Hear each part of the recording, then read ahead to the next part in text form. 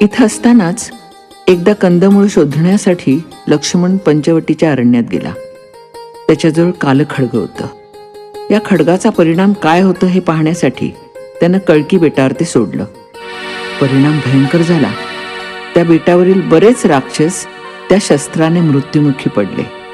त्यात शूर्पणखा नावाच्या राक्षसिणीचा मुलगा होता. त्यामुळे शूर्पणखा चवताळली. त्यानं भयंकर हंबरडा फोडला. या कृत्याचा सूड घेतल्याशिवाय राहणार नाही असा निर्धार तिनं केला. सूडानं ती पेटून उठली.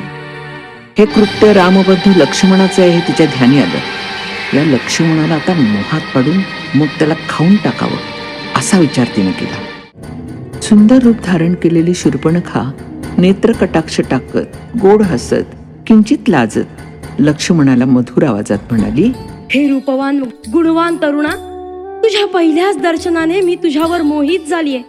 मला आयुष्यात हवा तसा जोडीदार आज अचानकपणे माझ्या समोर प्रकट झालाय. खरंच खरंच मी किती भाग्यवान. प्राणसख्या, तू माझ्याशी लग्न केलंस तर मी तुझा संसार अगदी आदर्श करेन.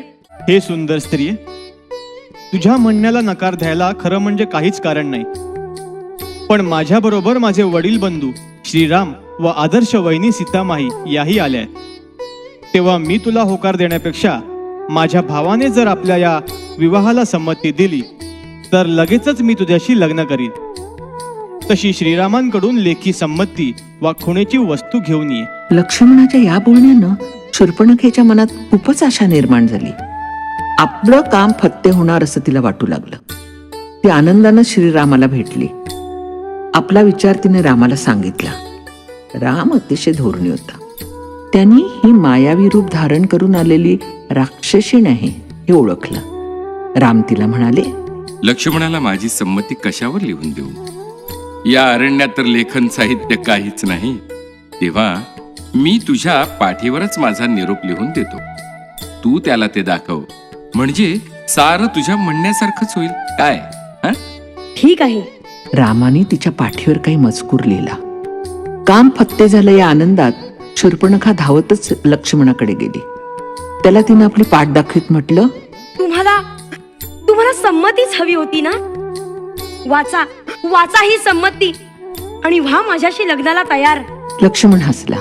ही स्त्री आहे, सबब तिला ठार मारू नये. परंतु ही मायावी राक्षसीण आहे, तेव्हा हिचं नाक कान कापून टाक. क्षणाचाही विलंब न लावता लक्ष्मणानं तिचं नाक आणि तिचे कान कापले. लक्ष्मणानं रामाच्या आज्ञेचं पालनच केलं होतं. लक्ष्मणाच्या या भयानक कृत्यानं शूर्पणखा चवताळली. तिचा टाहो ऐकून तिच्या मदतीला खर, दूषण आणि त्रिशिरा हे भयानक राक्षस सैन्यासह राम लक्ष्मणाबरोबर लढायला आले. राम सावध होताच, कारण शूर्पणखेची लक्ष्मणानं केलेली स्थिती लक्षात घेता ती राक्षसांच्या सैन्याला लढायला पाठवणार हे उघडच होतं. रामानं सर्व राक्षसांच्यावर एका पाठोपाठ एक असा बाणांचा वर्षाव सुरू केला. सर्वत्र राक्षसांची प्रेत दिसू लागली. देवलोक आनंदले. देवनगरीतून रामावर पुष्पवृष्टी झाली. इतका मोठा पराक्रम पाहून राम लक्ष्मणाचा सूड घेता येणं शक्य नाही अशी शूर्पणखेची खात्री पटली आणि तिने रावणाकडे धाव घेतली.